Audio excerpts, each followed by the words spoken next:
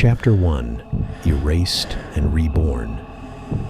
Rain hammered the cracked pavement, pooling in shallow potholes that reflected neon lights flickering overhead.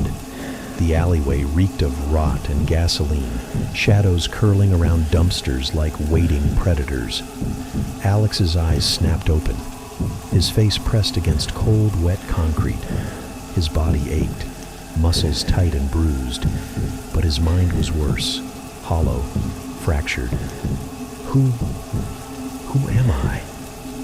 He staggered to his feet, one hand instinctively gripping the wall for balance.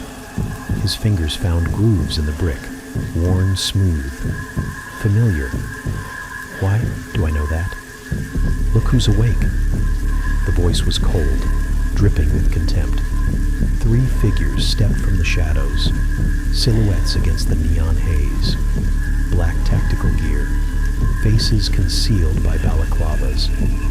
Predators, perfectly still, watching him with practiced patience.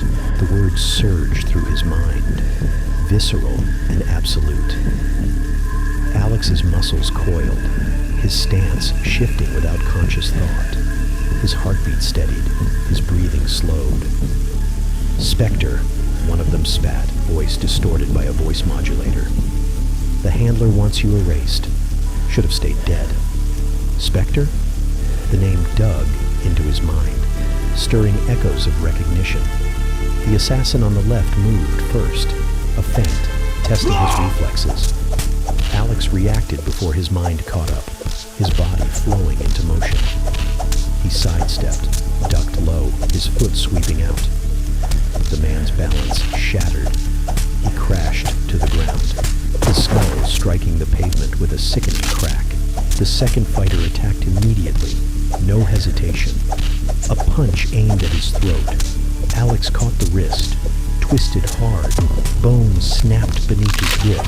The scream cut short as he drove an elbow into the man's jaw. His body moved with ruthless efficiency, brutal and precise. Muscle memory, reacting faster than thought. How am I doing this? The third assassin circled, cautious now, blades gleaming in both hands. He was different, fluid, patient, eyes narrowed behind the mask. Alex's senses sharpened, the world narrowing to the rhythm of rain and the soft crunch of boots on wet concrete. The man's voice was mocking. "Forgotten your own name, Spectre? The handler really did a number on you." He lunged, blades slicing through the air in a flurry of attacks. Alex's body moved instinctively, weaving between strikes, countering each with deadly precision. Blades whistled past his ear, narrowly missing. Alex twisted, his elbow smashing into the man's ribs, feeling the crunch of bone. A flash of pain seared through his shoulder as one blade grazed him, blood mixing with rain. The assassin laughed, low and cruel. "You're nothing but a broken weapon, a malfunction." That's why he ordered the wipe. The words hit Alex harder than the blade. "Wipe? What did they do to me?" He drove his knee into the man's gut, following up with a palm strike to the chin. The assassin's head snapped back, and he crumpled to the ground, motionless. Alex stood over him, chest heaving, rain washing blood from his knuckles. "Who am I?"